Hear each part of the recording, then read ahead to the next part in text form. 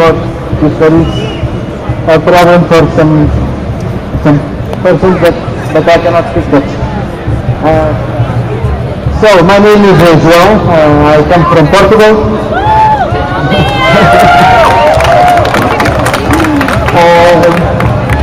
As you know, Portugal is one of the countries that is now suffering more the effects of this global crisis.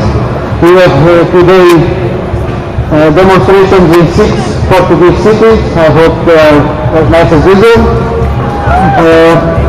And I will speak a little about, not exactly about the Portuguese situation, but if you want to ask something, we can speak about it later.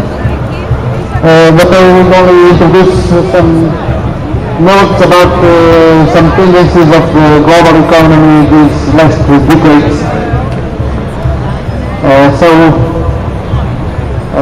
The first idea I would like to share is that since the 80s, let's say, with the liberalization of markets all over the world, capital does increase the national